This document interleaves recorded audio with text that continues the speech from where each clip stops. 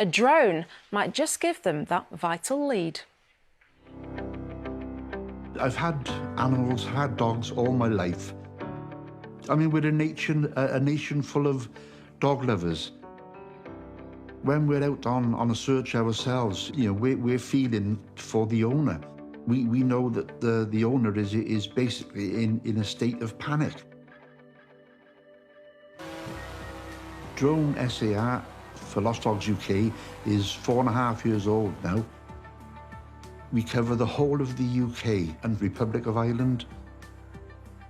It was started in July 2017. And from that point, it's just grown and grown and grown. We are nearing 52,000 members. We've roughly got 2,500 registered drone pilots. We've got roughly 2,000 registered ground searchers, all of them volunteers who will go out and help look for missing dogs.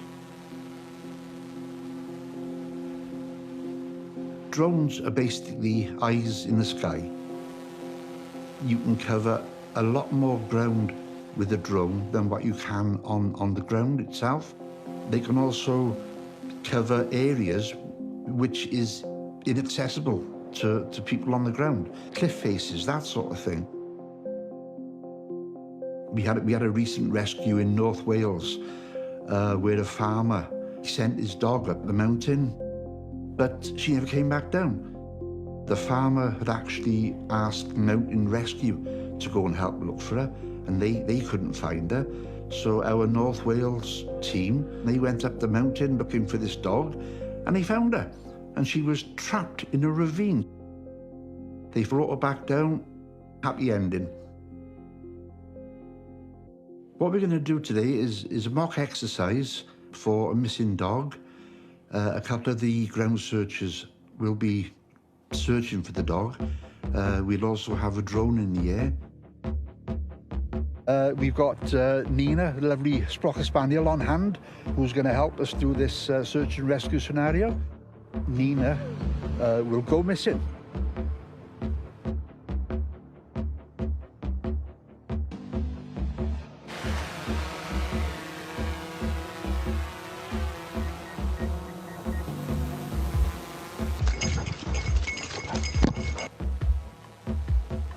Peter has flown up to an altitude of 80 to 100 meters.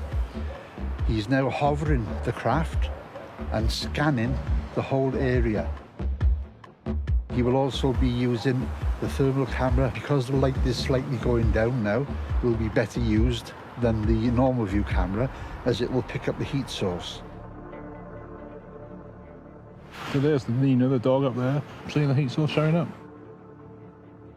In a real case scenario, ground searchers would be told where they are, and they would be guided into where the dog is.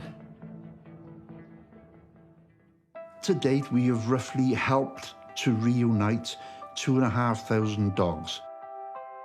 When somebody is reunited back with their dog, they are over the moon, they're elated. We get lots of people, tears of joy. It gives us a buzz as well, that we have helped to reunite that family back together. Oh, great work from Graham and the team there. And joining us now is someone very grateful to Graham and his drones. That's Tom Banks. His Patterdale Terrier Coco went missing in a little village along the Suffolk coast. Tom, great to see you. Tell us what happened when poor Coco went missing then. So, one Sunday evening, I was sitting at home, got a message to say Coco had slipped her lead whilst out on a walk earlier in the day. So I jumped in my car, because it's about a 45-minute drive to where a friend had been walking her. And as I was on my way, things had been happening on Facebook. People had posted about my lost dog. And then Graham had picked it up with the drone search and rescue and had started tagging local pilots to where Coco had gone missing, to see if any of them could assist with helping to look for her. So what happened next? You must have been pretty worried at this point, Tom. Yeah, she'd been missing for 4 hours by this point, and it got dark because it had been late in the day when she'd slipped her lead. So yeah, I was panicking.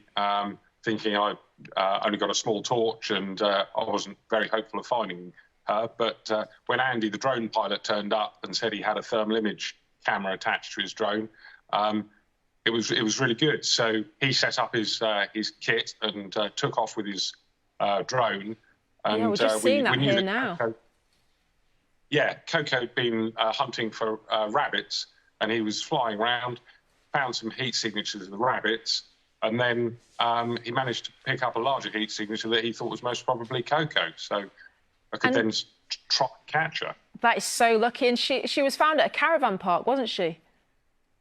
Yes. A footpath went between a caravan park and the cliffs, which was a bit worrying because I thought she might fall down the cliffs or get stuck in a rabbit hole. But yes, Coco had a nose down and was charging around the caravan park, ignoring me.